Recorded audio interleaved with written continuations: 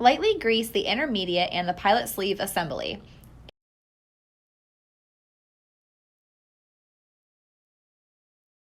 Insert pilot sleeve assembly into the intermediate. Tap with mallet if necessary.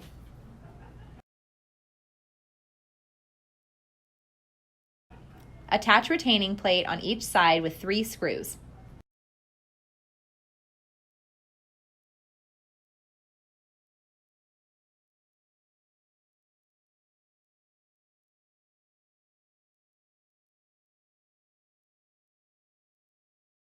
Stack up outer diaphragm plate, diaphragm, inner diaphragm plate, and washer. Ensure fluid side of diaphragm is on the outer diaphragm plate. Ensure rod side of washer is away from the inner diaphragm plate. Place bumpers on diaphragm rod. Screw diaphragm assemblies into rod. Ensure washer or bumper does not fall out. Flipping one or both diaphragms can aid in screwing on diaphragm assemblies.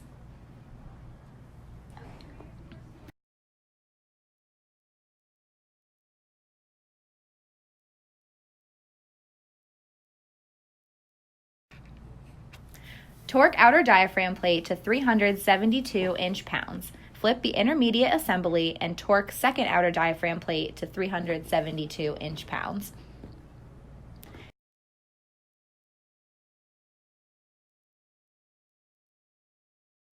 Ensure the ball cage side of the chamber is on the bottom side of the intermediate. When placing the metal half rings, place one half ring on the bottom half of the intermediate and one on the top half.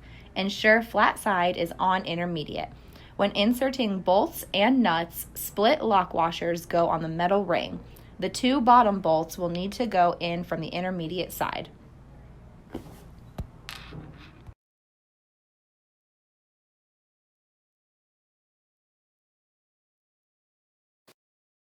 Torque chamber bolts to 20 foot-pounds in crisscrossing star pattern.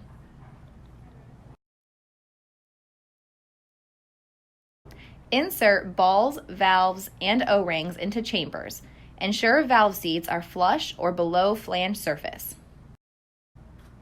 Attach suction manifold.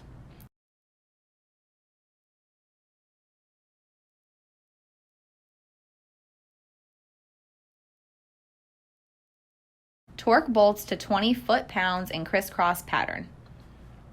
Insert balls, valves, and O-rings into discharge manifold. Ensure valve seats are flush or below flange surface. Attach discharge manifold to chambers.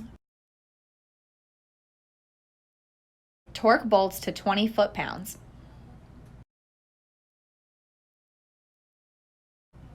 Ensure air valve side of gasket is toward the air valve. Attach air valve.